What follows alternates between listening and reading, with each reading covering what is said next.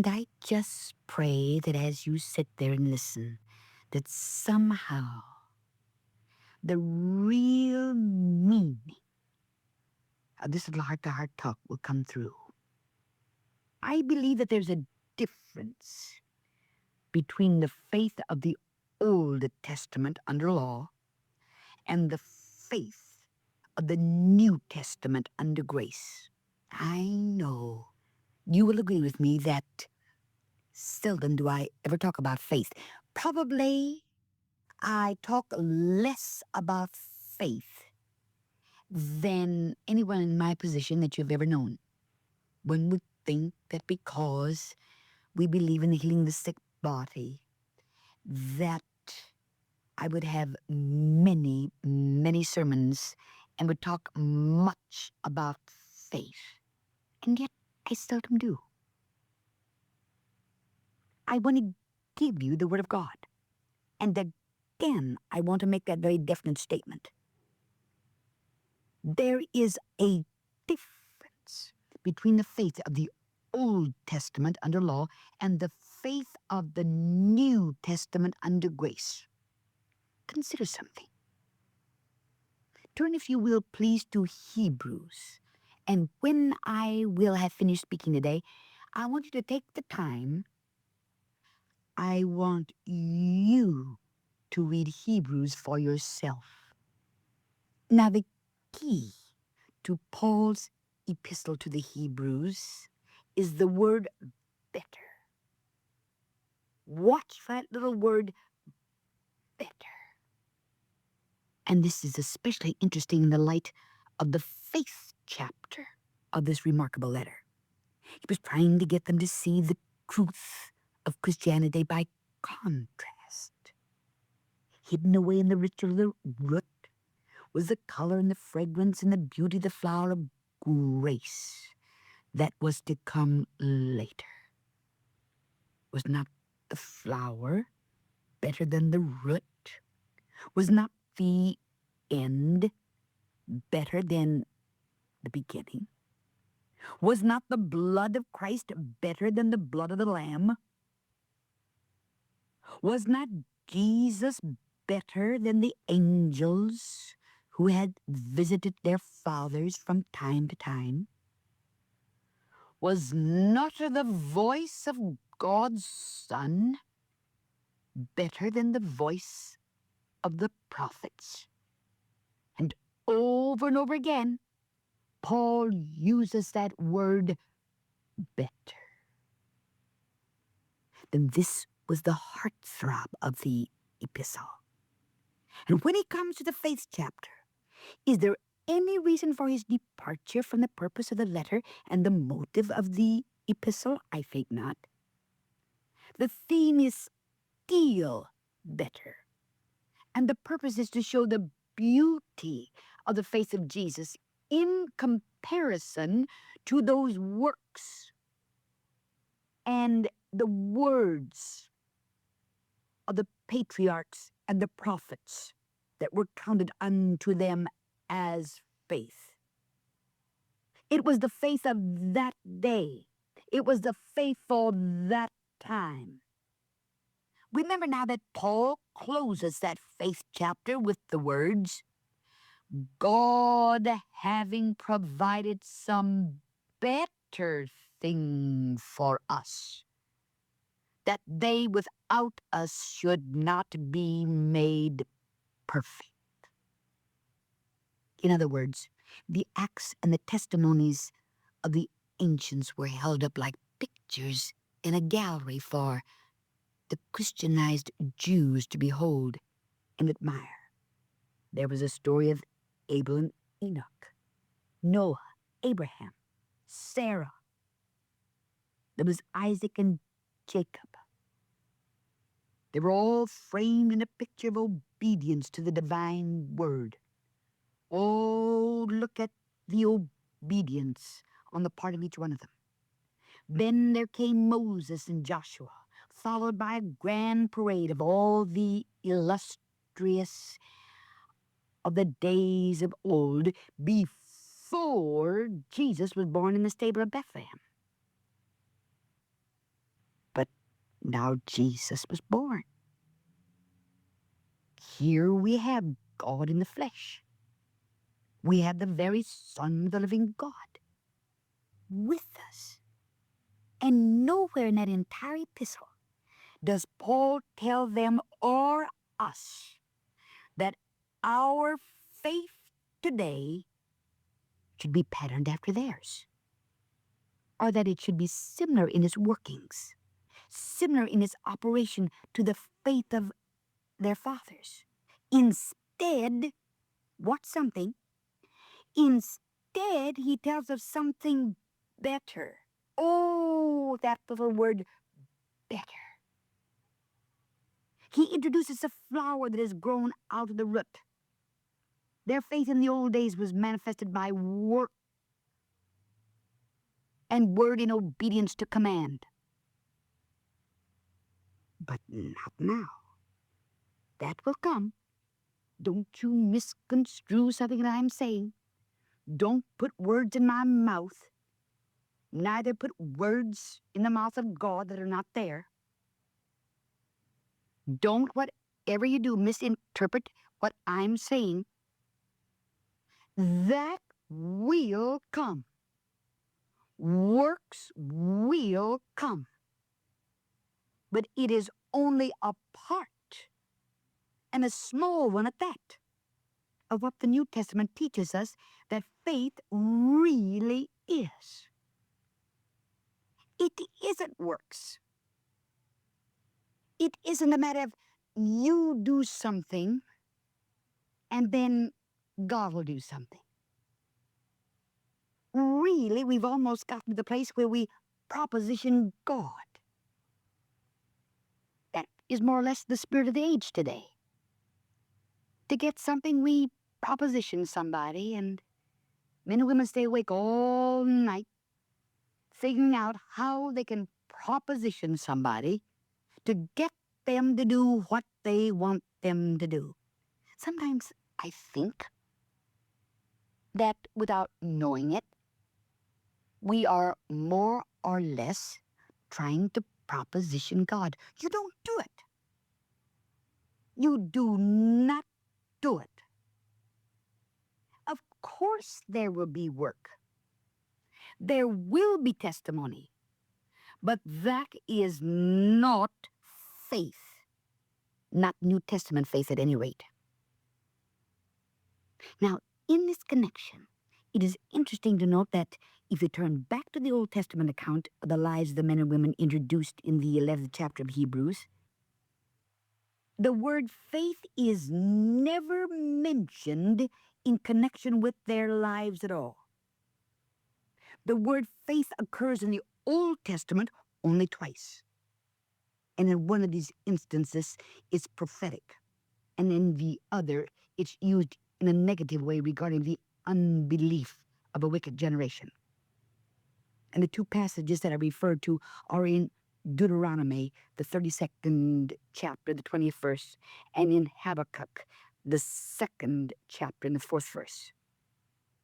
So we must come then to the unanswerable conclusion that Paul is not holding up the lives of these illustrious patriarchs as a pattern for them to follow, but rather as the excellent beginning in God's will of something more wonderful that they were to discover in Jesus. Remember, they were living on the other side of Calvary. They were living on the other side of the cross. You and I are living in the full blaze of a risen and resurrected Jesus.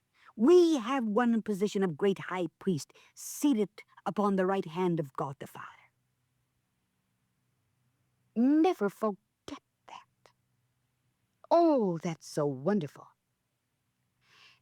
The faith they were to possess were all their fathers had and more. The faith that we are to possess is all that the Old Testament saints had and more.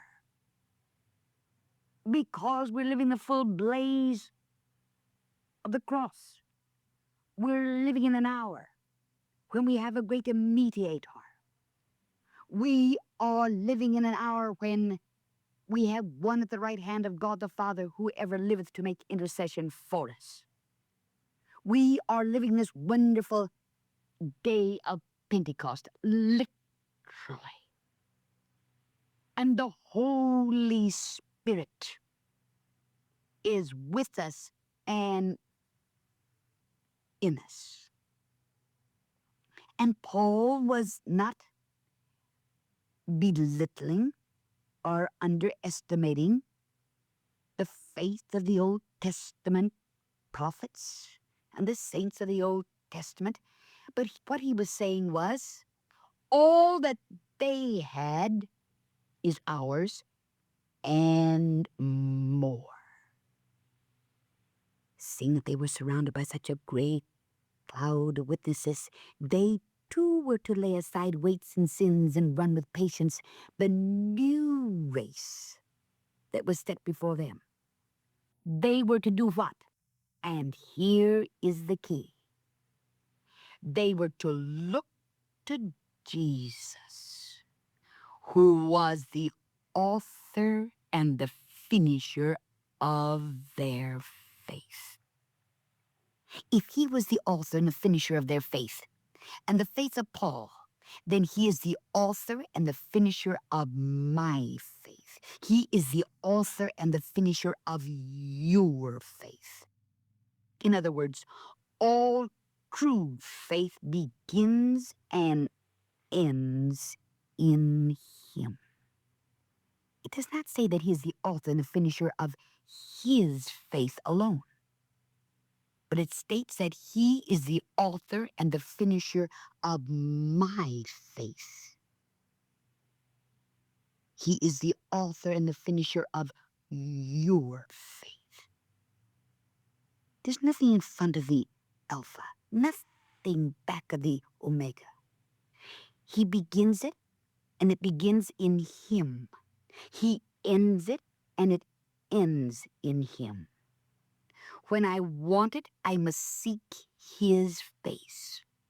I cannot get it anywhere else but from that matchless one of whom it is said, he is the author and the finisher of faith, not of his own alone, but of yours and mine. Our contact is in him. Know that. I am not your contact. No man is your contact. No woman is your contact. He is our contact. He is the great mediator. He is the author and the finisher of your faith, the author and the finisher of my faith. And when I want faith and when I need faith, I must seek his face. I cannot get it anywhere else but from that matchless one, the very Son of God.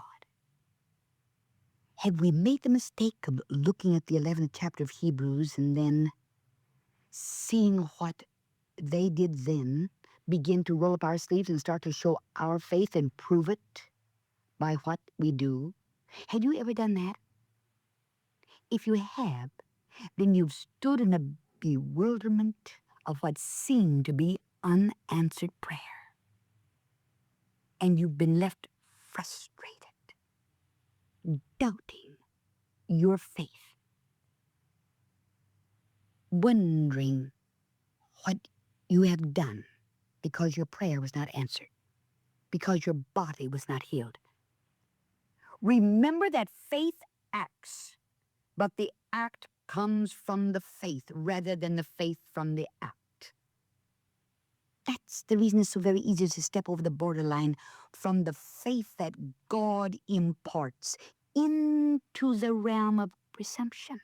Oh, it's so easy to get into that realm of presumption. Many a time, what we thought was faith was nothing more or less than presumption. Somebody is wonderfully healed by the power of God, gives his testimony, and tells how instantly he stepped from out of that wheelchair. So another person hears it and tries to do the same thing, and nothing happens. And then they weep and cry. You do not pattern after another. You do not do it because another did it. The first was gloriously healed and stepped out of that wheelchair because at that moment, the one who is the author and the finisher of his faith gave that one that faith. In turn, you are trying to pattern after that one who had been healed, and not because you had your face turned to Jesus Christ. You were thinking of the one who had been healed and not on the one who is the author and finisher of our faith. I tried to make this so simple today. I tried to make it so simple. Do you not know that no good thing will he withhold from them that walk uprightly? Have you a need? Take it to Jesus. Have you a problem? Lay it at the Master's feet. Begin to trust him.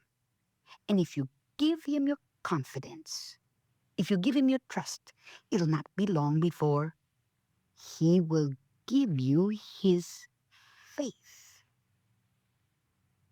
Why play with the teacup of our struggles and endeavors when his faith is as boundless as the ocean? And he's no respecter of persons. He loves the weakest and the simplest of all of us. We become so important in our own eyes, so proud of our spiritual accomplishments. The righteousness which so vainly flaunts itself through so many of our testimonies is the kind that is of self. Look to him and say, "Dear Jesus, I'm through with my struggles, and I'm through with trying to manufacture something that is not there." As a little child, look up and say, "Thou who art the author and the finisher of my faith, give me your faith." And you will see the result of that faith in the healing of that body.